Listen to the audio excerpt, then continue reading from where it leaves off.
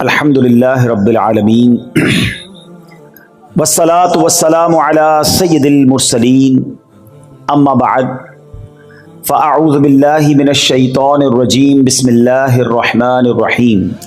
پڑھیے الصلاة والسلام علیک یا رسول اللہ وعلی آلک واصحابک یا حبیب اللہ. الصلاة والسلام علیک یا نبی اللہ وعلی آلک واصحابک یا نور اللہ. ادب کا بہت بڑا تعلق ہے ہماری تعلیمات اور اسلام کی، یوں سمجھیے کلچر کے اندر. آپ اگر ہسٹری آف اسلام دیکھیں، بلکہ اس یونیورس کی ہسٹری دیکھیں، تو جو شیطان تھا وہ راندہ درگاہ کیوں ہوا تھا؟ وہ اللہ کی بارگاہ سے اسے کیوں نکالا گیا تھا؟ اس نے بے ادبی ہی تو کی تھی نا. حضرت آدم علیہ السلام کی بارگاہ میں اسے سجدہ کرنے کا حکم دیا گیا، مگر اس مردود نے تکبر کیا، پراؤڈ کیا، اور کیا کہتا ہے؟ انا خیر من، اے اللہ میں اس سے بہتر ہوں.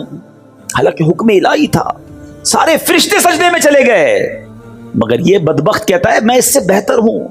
خلقتنی من نار وخلقتہ من طین، اے اللہ تو نے مجھے آگ سے بنایا ہے، اس کو مٹی سے بنایا ہے، حضرت آدم کو، میں کیسے اس کو سجدہ کروں؟ یہ وہ بے ادبی تھی، یہ وہ تکبر تھا، یہ اللہ کے حکم کو نہ ماننا تھا.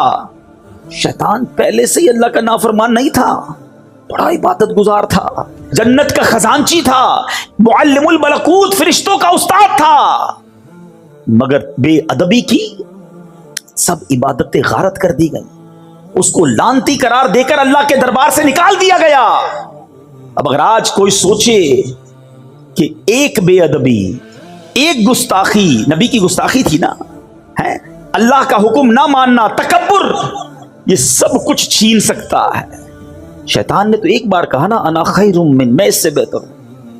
اور آج جو لوگ روز یہ کہہ رہے ہیں، اچھا زبان سے نہیں کہہ رہے مگر ایٹیٹیوڈ سے کہہ رہے ہیں، انداز سے کہہ رہے ہیں.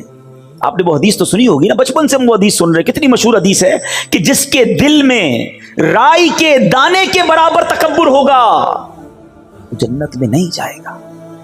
What is the meaning? رائی کا دانہ، اتنا سا اتنا بھی تکبر ہوگا وہ جنت میں نہیں جائے گا. جس کا دل ہی پورا تکبر سے بھرا ہوا ہے اس کا کیا بنے گا؟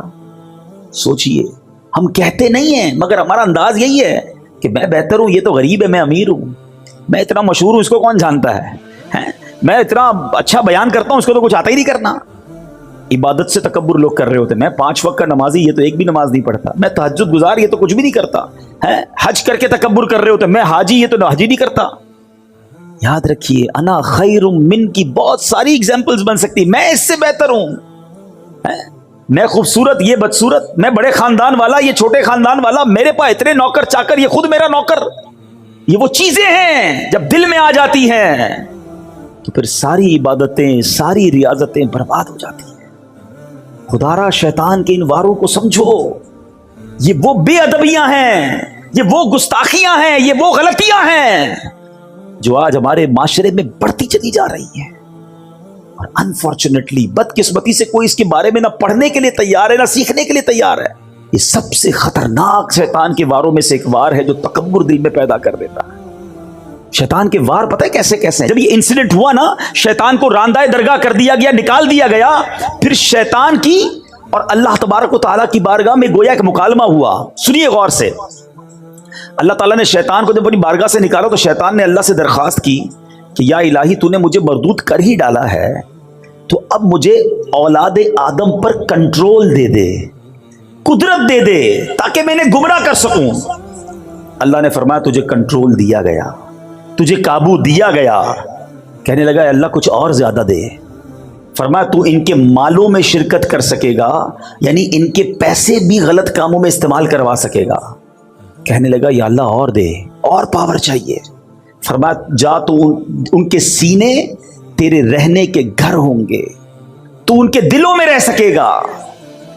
اب جب یہ ساری باتیں ہو گئیں تو حضرت آدم علیہ السلام نے اللہ سے عرض کی مولا تو نے شیطان کو تو ہم پر پورا تسلط دے دیا، غلبہ دے دیا، اب اے اللہ ہم اس کے مکر و فریب سے میں اور میری اولاد کیسے بچیں گے؟ تو اللہ تبارک و تعالیٰ نے فرمایا آدم تیرے ہاں جو بچہ پیدا ہوگا اس پر میں ایک زبردست فرشتہ معین کر دوں گا جو اسے شیطانی وساوس سے بچائے گا۔ عرض کی الہی اور زیادہ کر، سیکیورٹی کا انتظام اور زیادہ کر دے۔ ارشاد ہوا اے آدم تیری اولاد ایک نیکی کرے گی میں اسے 10 گنا اجر دوں گا۔ عرض کی مولا کچھ اور زیادہ کر دے۔ فرمایا میں ان سے توبہ کا مادہ یعنی توبہ کرنے کا جو وعدہ ہے وہ نہیں چھینوں گا جب تک ان کے جسموں میں روحیں باقی ہیں۔ عرض کی یا اللہ اور زیادہ کر۔ فرمایا میں ان کے سروں پر مغفرت کا تاج رکھوں گا اور کسی کی پرواہ نہیں کروں گا۔ حضرت آدم فرماتے یا اللہ اب یہ میرے لیے کافی ہے۔ تو یہ نیکی اور بدی کی جو جنگ ہے نا یہ فرام دا ڈے ون سے سٹارٹ ہے۔ شیطان کا کام ہمیں بہکانا ہے، شیطان کا کام ہمیں بھٹکانا ہے، جہنم کی طرف لے جانا ہے۔ شیطان شروع سے یہ چاہتا ہے کہ میں جہنم میں جاؤں گا تو میں اپنے ساتھ ان لوگوں کو بھی لے کر جاؤں، لیکن مسئلہ یہ ہے کہ آج لوگوں نے شیطان سے دوستی لگا لی ہے۔ ہاں ایسا ہی ہے، حالانکہ قرآن پتہ ہے کیا کہتا ہے؟ قرآن پڑھیں تو پتہ چلے نا، اِنَّهُ لَكُمْ عَدُوٌّ مُبِينٌ، بے شک شیطان تمہارا کھلا دشمن ہے، اوپن اینیمی کہا قرآن نے میرا اور آپ کا۔ مگر کمال یہ ہے کہ ہم شیطان سے دوستی لگائے بیٹھے ہیں۔ قرآن دشمن کہتا ہے اور مسلمان اسے دوست بنائے بیٹھے۔ یہ میں ثابت کروں گا، ابھی بتاؤں گا آپ کو۔ یہ بڑی عجیب بات ہے کہ مسلمان شیطان سے دوستی لگائے بیٹھا ہے۔ اللہ تبارک و تعالیٰ نے جب شیطان کو مردود کیا نا تو شیطان نے کہا الہی تو نے بنی آدم میں پیغمبروں کو بھیجا ہے، ان کو کتابیں دی ہیں، تو میرے پیغمبر اور میری کتابیں بھی ہونی چاہیے۔ ذرا سنیں شیطان کی باتیں ہیں، میرے پیغمبر اور میری کتابیں بھی ہونی چاہیے۔ تو خدا تعالیٰ نے فرمایا کہ کاہن اور نجومی جو ہے نا وہ تیرے پیغمبر ہوں گے۔ عرض کیا میری کتاب؟ فرمایا جھوٹے شیروں کی کتاب جو ہے وہ تمہاری کتاب ہوگی۔ یہ نجومیوں کے پاس جو لوگ جاتے ہیں نا، کاہنوں کے پاس کوئی پتہ بتا دیں، کوئی نمبر بتا دیں، کوئی جناب کوئی پاسا بتا دیں، ہر بندہ عجیب و غریب لوگوں سے دوستیاں لگائے، پر فرمایا یہ تیرے پیغمبر ہوں گے۔ یہ تک بندیوں اور شعر جھوٹی شاعری کی کتابیں تیری کتابیں ہوں گی۔ اور شیطان کہتا ہے کہ میرے مؤذن کون ہوں گے؟ اللہ اکبر۔ عرض کیا میرے مؤذن؟ فرمایا راگ اور گانا تیرے مؤذن ہوں گے۔ عرض کرتا ہے میری مسجد کیا ہوگی؟ فرمایا فتنہ انگیز بازار تیری مسجدیں ہوں گی۔ عرض کیا میرا کھانا کیا ہوگا؟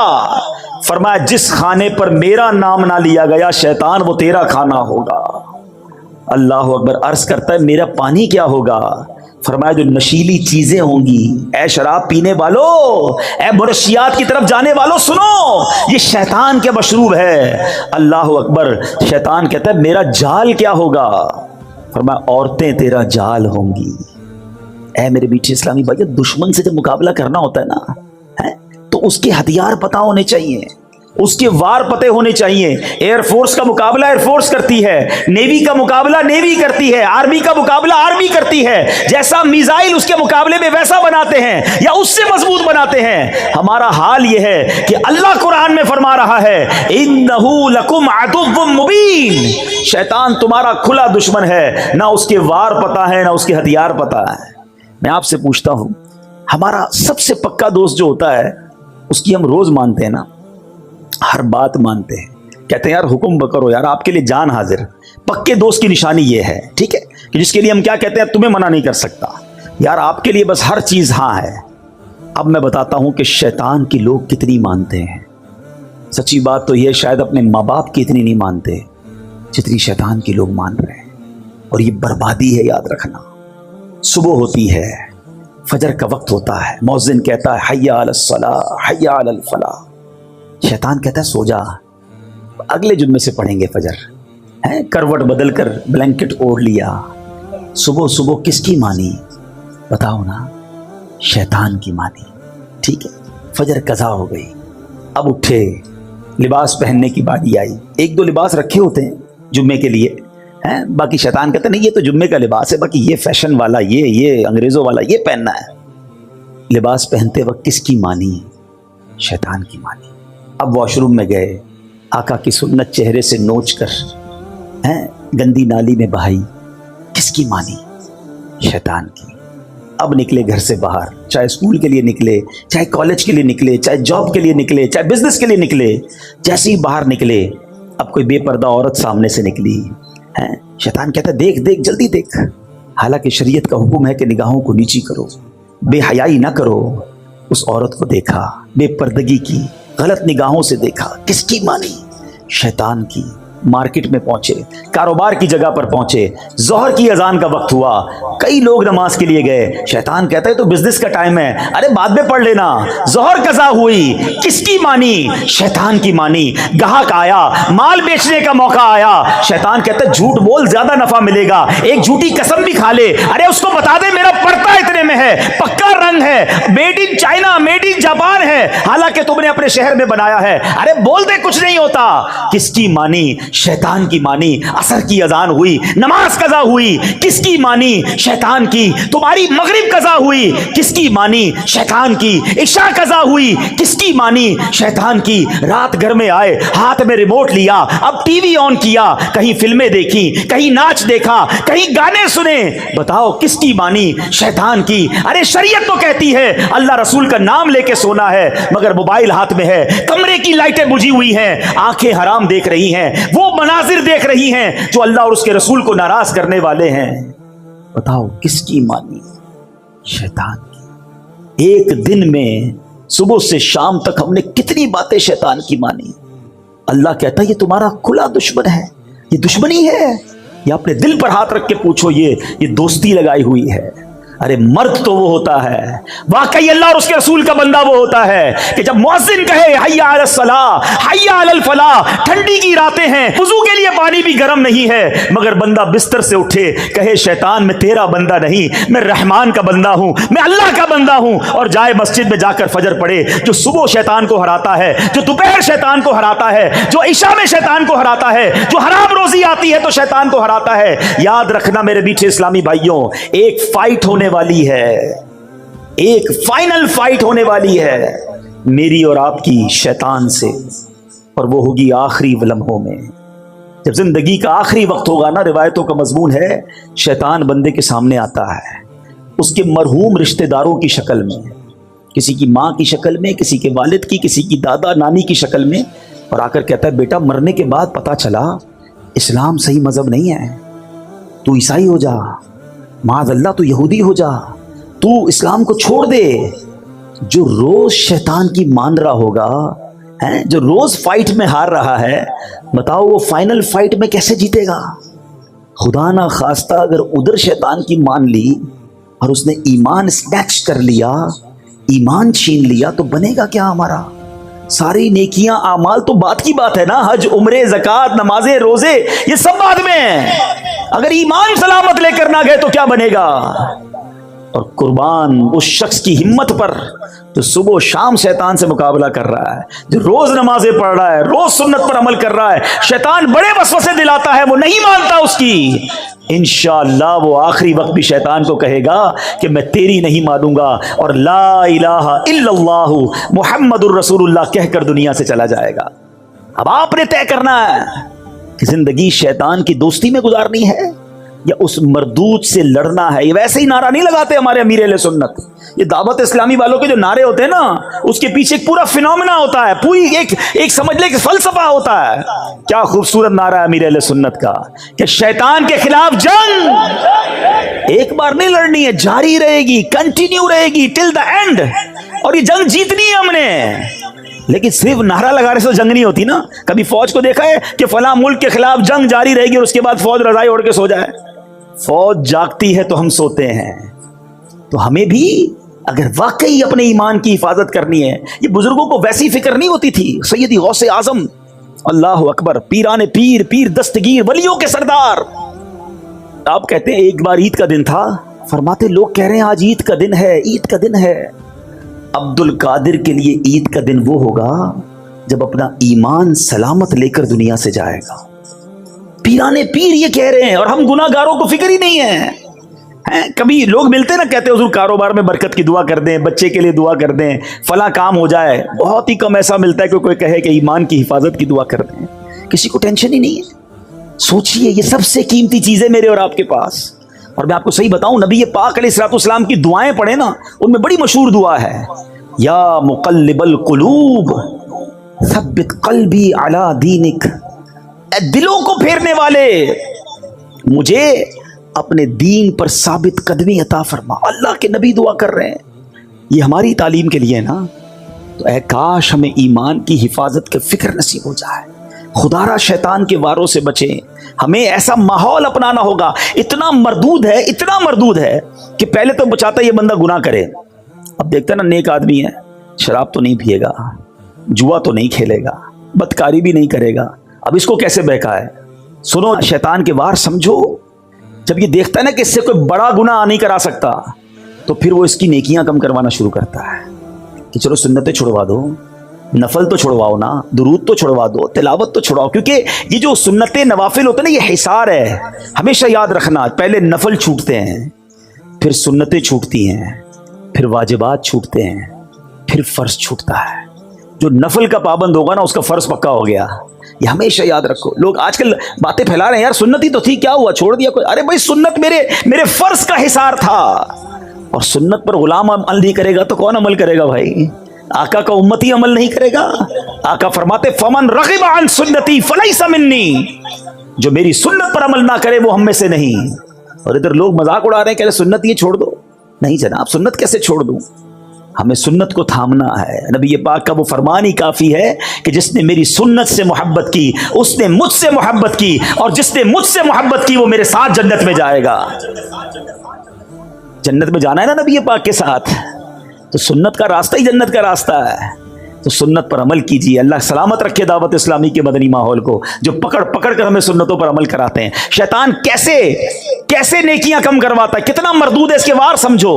حضرت امیر معاویہ رضی اللہ تعالیٰ عنہ، صحابی رسول، کاتب وحی، کیا کمال کا مرتبہ ہے، اور کتنا خوف خدا تھا آپ کا۔ ایک بار آپ سوئے ہوئے، فجر کا وقت ہوا، آواز آئی اٹھ جائیے، نماز پڑھ لیجئے۔ آپ بیدار ہوئے، دائیں دیکھا، بائیں دیکھا، کوئی جگانے والا نظر نہیں آیا۔ کہ کون ہے جس نے مجھے جگایا؟ کہ حضور شیطان۔ کہ شیطان نے کب سے نماز کے لیے جگانا شروع کر دیا؟ کہ حضور مسئلہ یہ ہے کہ تھوڑے دنوں پہلے بھی آپ تھوڑا لیٹ اٹھے تھے، آپ کی فجر کی جماعت چلی گئی، آپ نے رونا شروع کیا، گریہ وزاری کی۔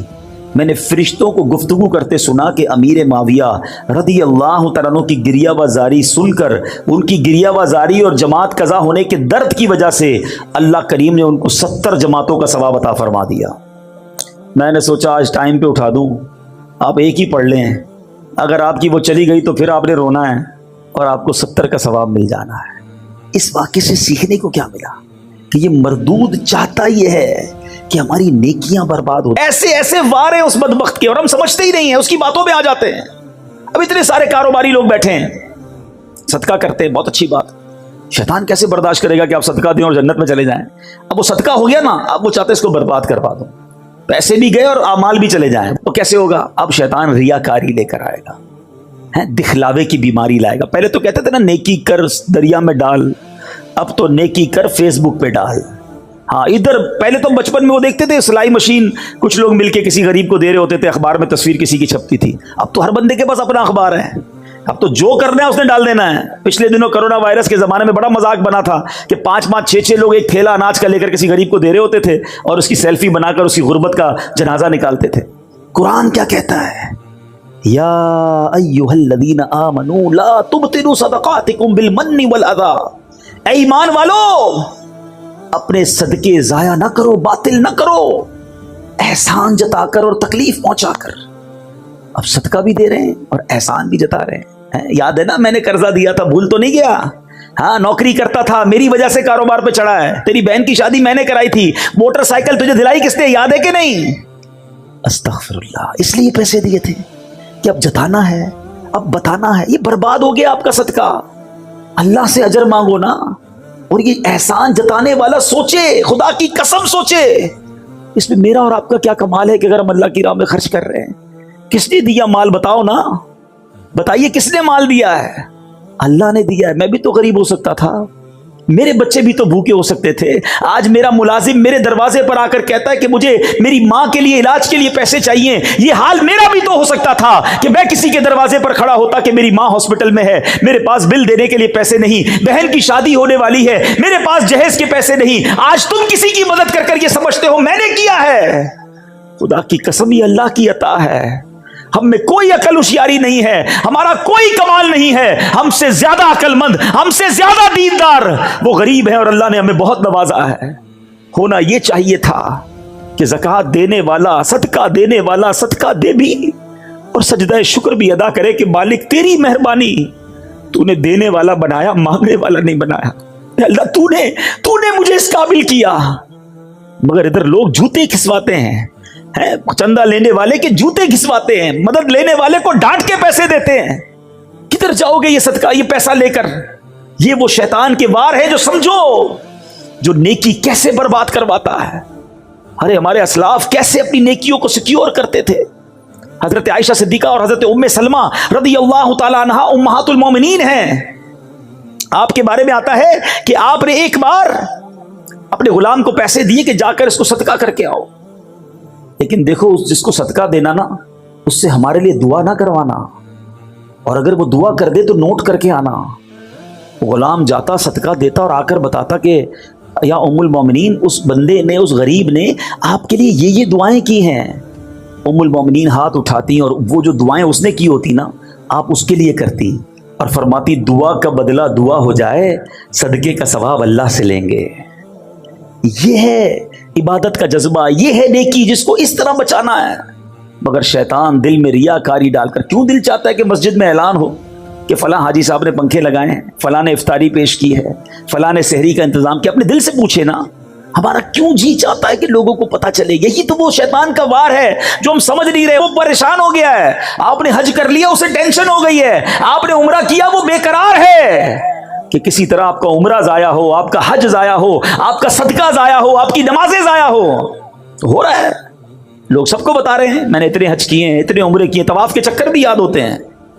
اچھا بزرگوں کے بارے میں آتا ہے کہ بندہ نیکی کر کے بھول جائے اور گناہ کر کے یاد رکھے. ہمارا ماجرا یہ ہے کہ ہم گناہ کر کے بھول بیٹھے اور نیکیاں ساری یاد رکھی ہیں. عجیب معاملہ ہے. 15 سال 20 سال پرانی لوگوں کو نیکیاں یاد ہیں. ارے کل جھوٹ بولا تھا وہ یاد ہے, تھوڑی دیر پہلے آپ نے موبائل کھول کر حرام دیکھا وہ یاد ہے, اس کی توبہ کب کرو گے؟ وہ سب بھول بیٹھے اور 10 15 5 سال پرانی نیکیاں لوگوں کو بتاتے پھرتے, میں نے یہ کیا, میں نے یہ کیا. برباد ہو رہی ہے نیکیاں بچاؤ. اخلاص کی تعریف علماء یہ لکھتے ہیں کہ اخلاص یہ ہے کہ جس طرح تم اپنے گناہوں کو چھپاتے ہو اس طرح اپنی نیکیوں کو چھپاؤ. ہم میں سے کوئی ہے جو لوگوں کو بتایا میں نے کل رات کیا کیا تھا, میں چھپ کر کیا کرتا ہوں؟ کوئی نہیں بتائے گا. نیکیاں کیوں بتاتے ہیں؟ چھپ کر نیکی کی وہ بھی بتانی ہے. تہجد پڑھ لی, اب ٹینشن شروع ہو جاتی ہے, یار تہجد تو اکیلے میں پڑھی تھی, اب دوست کو کیسے بتاؤں؟ اب کوئی نہ کوئی بہانہ بنائے گا, یار آج بہت تھکا ہوا ہوں, خیریت؟ بس وہ تہجد سے اٹھ جاتا ہوں. اچھا آپ تہجد بھی پڑھتے ہیں؟ بس جیسے ہی اس نے یہ کہا نا تو تسلی ہو گئی. وہ نہیں ہمارے واٹس ایپ پہ کسی کو میسج جاتا ہے تو ڈبل کلک ہوتا ہے, بلو ہو جاتا ہے, ریسیوڈ ہو گیا میسج, کنفرم ہو گیا. تو جیسے ہی سامنے سے جواب آیا نا کہ ہاں میری عبادت اسے کنفرم ہو گئی, پہنچ گئی. توبہ توبہ توبہ. اپنے دل سے پوچھو یہ کیوں کرتے ہیں ہم. اللہ مجھے بھی محفوظ رکھے, آپ کو بھی محفوظ رکھے. یہ واقعی بڑا بڑا مردود ہے. اس دشمن کو پہچانو. جبھی تو قرآن کہتا ہے انہو لکم عدو مبین, کہ تمہارا کھلا دشمن ہے. اس سے تو پہلے ہی اللہ کو کہا ہے کہ میں تیرے بندوں کو بہکاؤں گا, اور ہم اس کے پیچھے چلے جا رہے ہیں. دوستی لگائی ہوئی ہے. تو آؤ آج نیت کر لو ہم شیطان سے دوستی نہیں کریں گے. صلو علی الحبیب صلی اللہ تعالی علیہ وسلم.